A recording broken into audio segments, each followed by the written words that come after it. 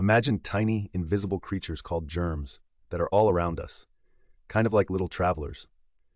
Germs can come from sneezes or when we touch things that other people have touched, like doorknobs or toys.